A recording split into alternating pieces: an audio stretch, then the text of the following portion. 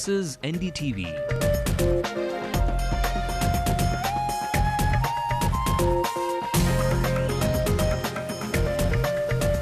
And you're watching NDTV Hindu.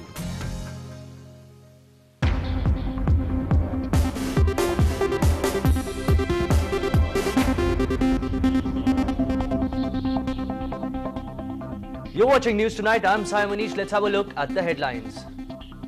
Look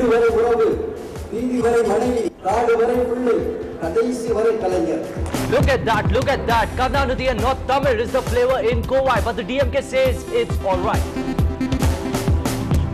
So I don't think the CM looks at it as a political thing. If that's not enough, here's another example. Foreign scholars skip Tamil, instead want Nalini out of jail. மனிதாபிமானங்கிறது எல்லாத்தையும் விட மிக உயர்வானது. பெரிய விஷயங்களுக்கு இந்த மனிதாபிமானம் ஒரு அடையாளம். She must appeal to people's heart rather than the brains. Home Minister P. Chidambaram talks tough in Pakistan, wants Islamabad to talk less and act more. I wish to remain positive on the outcome of the meeting with Mr. Rahman Malik. The smoke and the air of Chennai suburbs choke residents. It's an open well of health risks. பயங்கர புகை அப்படி இந்த பில்டிங்லாம் தெரியவே இல்லை. ஒரு மாசமாவே இருக்குது, யாருமே கேட்க மாட்டேங்கிறாங்க. Police dogs serve the state but end up fending for themselves at the end of their work life. The Indian team for the three-test series in Sri Lanka announced Team India's prodigal son Yuvraj Singh gets another chance to prove his worth. The team balance is very good. We have correct kind of medium pacers who are good in test form of cricket. After a grueling round one, it's now time for the quarterfinals of FIFA 2010.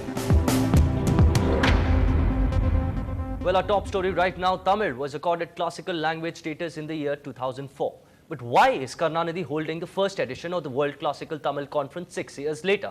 The 380 crore rupee bash could be for political mileage just before assembly polls. In the conference itself, there seems to be less of Tamil and more of politics. Sam Daniel reports. 200 research papers on classical Tamil. This seems to be the only good thing for the language at the World Classical Tamil Conference in Coimbatore. But why is the ruling DMK spending 380 crore rupees on the event that's drawing over 1 lakh people daily? Scholar discussions actually take place in a smaller area, but it's open discussions like this which the ruling DMK is exploiting. It can accommodate up to 50,000 people. In the name of literary activities, it's politics that's spoken. Inside this auditorium, the audience would expect talks on taking Tamil to future generations. But what they hear is politics by popular literary figures, glorifying DMK Chief Karunanidhi as the leader of world Tamils.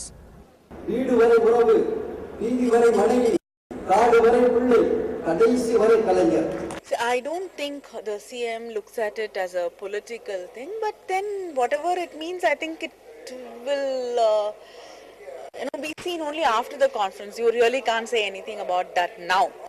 The conference is being seen as the DMK's attempt to derive political mileage before the assembly polls.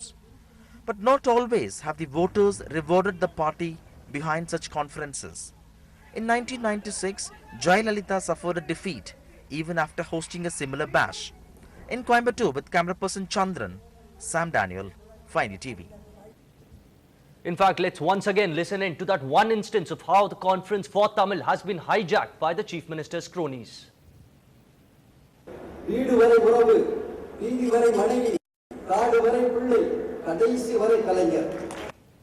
Well, 380 crores you spend and all you get to hear are songs being sung praising the Chief Minister and his family. What is this? The code of a Mughal emperor? 380 crores of our money spent in a shameful manner just to propagate Karnanidhi and his family. Certainly, the Chief Minister faces a lot of tough questions when he gets back to Chennai. Well, what exactly this Tamil meet was all about? Him or the beautiful language? Now wait, that's not enough. Here's another example of how the Tamil conference is increasingly becoming a forum for talking about everything else except Tamil. Today, foreign scholars who have been flown across the world at your expense and mine demanded what they're not even meant to. Yes, you're right, it's again nothing to do with Tamil. Foreign scholars want Rajiv Gandhi's killer Nalini Sriharan out of jail. A clear indication that at the Tamil conference, politics rules over language.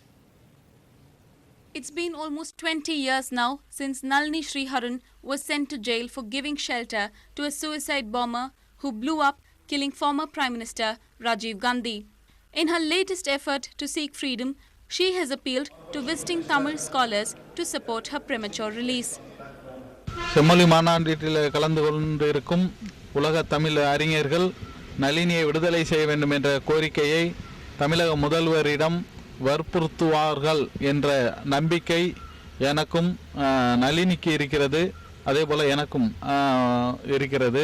அவர்கள் வற்புறுத்த வேண்டும் என்பது எங்களுடைய விருப்பம். Nalini's plea has come at a time when the focus of the entire Tamil community is on this World Classical Tamil Conference that has united Tamil scholars and activists under one roof. Speaking exclusively to NDTV Hindu, Tamil scholars attending the World Classical Tamil Conference have backed Nalini's appeal. பாதிக்கப்பட்டவர்கள் மன்னிச்சா அதற்கு மன்னிப்பு உண்டு. அவங்க அதை ஏற்றுக்கிட்டாங்கனாக்கா release பண்ணதில் ஒன்றும் தவறே இல்லை. India can do that. I think she is also a woman and I expect she will do that.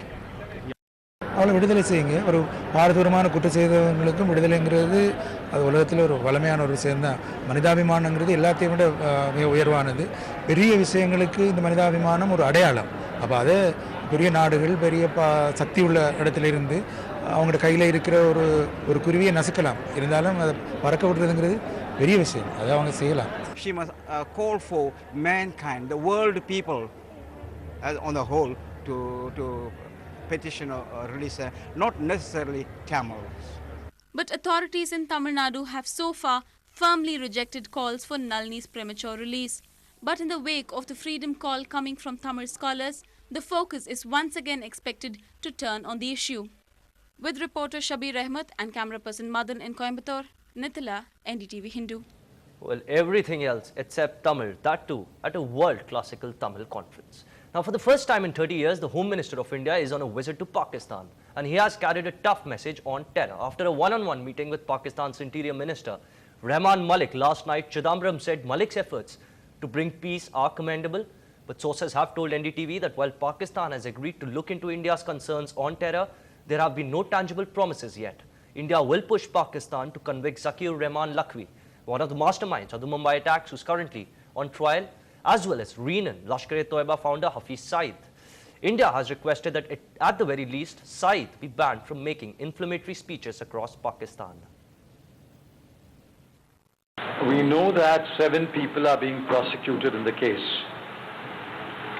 Now, how far that prosecution is proceeded is for the Pakistan government to say. I understand that the trial that was scheduled today has been adjourned by a week. We think that more people were behind the 26/11 attack and more people should be prosecuted.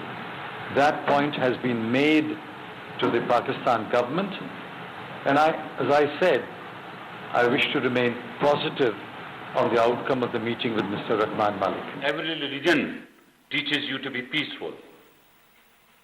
So we will not allow religion to be used as a tool to promote terrorism.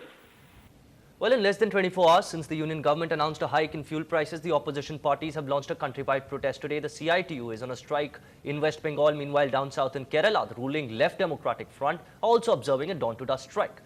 In Chennai, a group of CITU Auto Traders Union, in fact, protested near Pursavakam against this hike in petrol, diesel and LPG prices.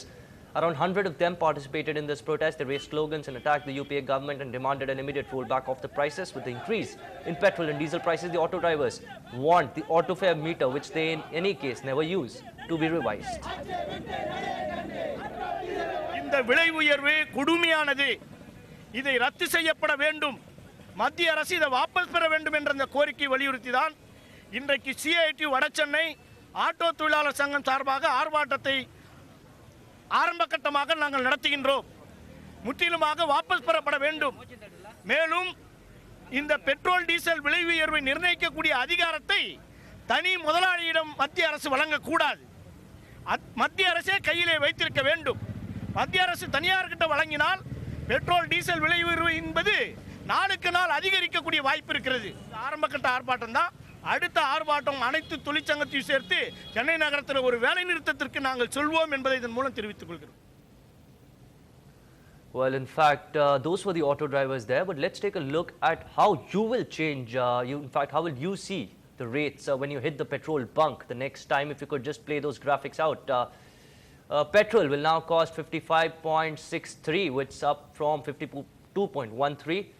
As far as diesel is concerned, you'll get to pay, in fact, you'll be paying 40.07. That's up from 38.05. But what's going to hurt you the most is that LPG cylinders will now cost 35 rupees more. Well, time for us to slip into a short break. Up on the other side, airline trainers face an admission crunch.